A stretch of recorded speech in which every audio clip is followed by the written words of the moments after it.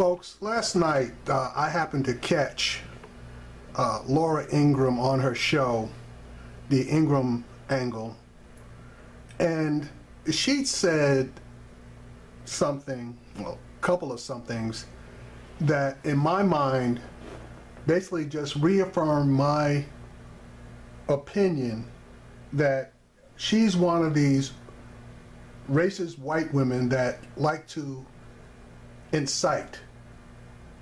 And when I say incite, I mean rev up the alt-right, if you want to call them, white supremacist crowd, those people, and to give them affirmation to their particular views.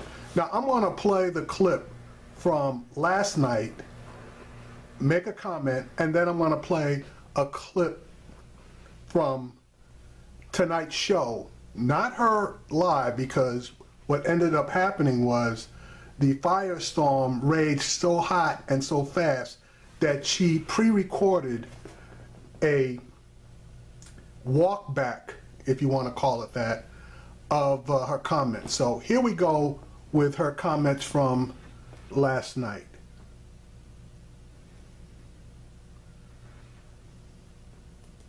Because in some parts of the country, it does seem like the America that we know and love doesn't exist anymore.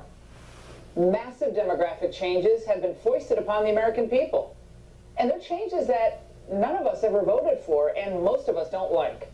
From Virginia to California, we see stark examples of how radically, in some ways, the country has changed. Now, much of this is related to both illegal and, in some cases, legal immigration that, of course, progressives love. Because in some parts of the country, it does seem like the America that we know and love doesn't exist anymore. Massive demographic changes have been foisted upon the American people. Because in some parts of the country, it does seem like the America that we know and love doesn't exist anymore. Massive demographic changes have been foisted upon the American people. And they're changes that none of us ever voted for, and most of us don't like. From Virginia to California, we see stark examples of how radically, in some ways, the country has changed. Now, much of this is related to both illegal and, in some cases, legal immigration that, of course, progressives love.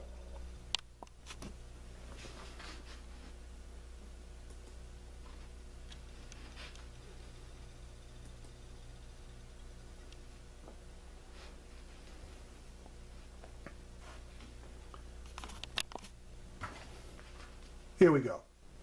Good evening. Welcome to Washington. I'm Laura Ingraham, and this is the Ingraham Angle.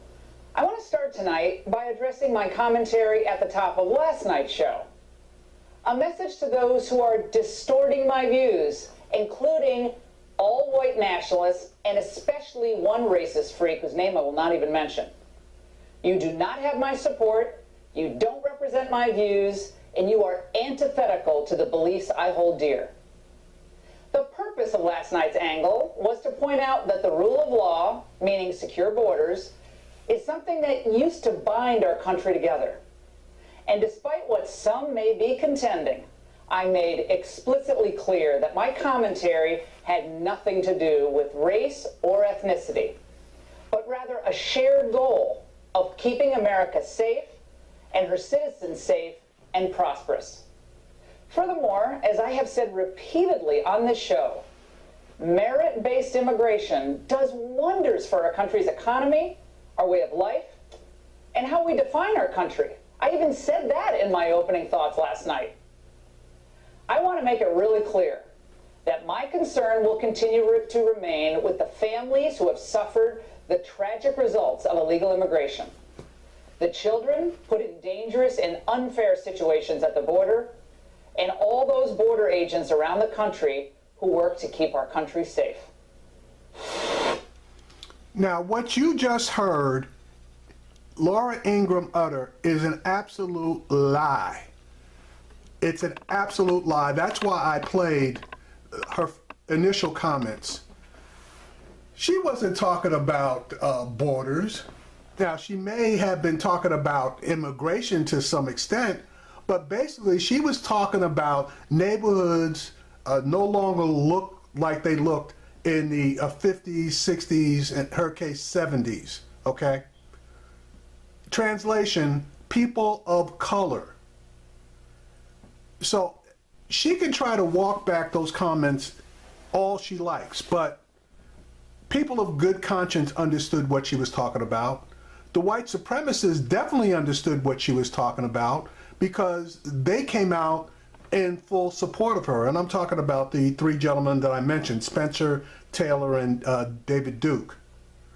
So now for her to have received all of that negative feedback, and I have no doubt that Fox got calls all over the damn place regarding that commentary last night. And even some of the white supremacist websites like Red State, they even came out against the comments she was making, because what basically is going to end up happening is it's crap like this that is going to lead to further strife between the racial components of this country. But I have said it before, and I'll say it again. Laura Ingraham is a racist. She is a racist white woman. She wants things to go back to the way they were, where blacks, Hispanics, and Asians were able to be put in their place. There was no competition from people of color. I got news for you, Laura. Those days are over. And the browning of America is well on its way. There's not a goddamn thing that you can do about it. And no matter how much you and your buddy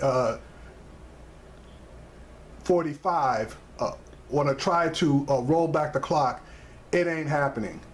But folks, when they tell you who they are, believe them. She told you who she is, a white female racist. Donald Trump told you who he is, a white male racist. Believe them. Hopefully this will spur more people of goodwill. I'm not even going to say people of color, people of goodwill, to get out and vote to put some restraints on 45.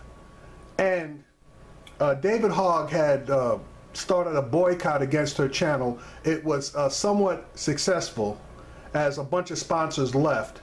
My thinking is, Laura, your days should be numbered, because whichever sponsors that you still have left, after they saw that commentary that you made last night, if they don't jump ship, we should boycott them.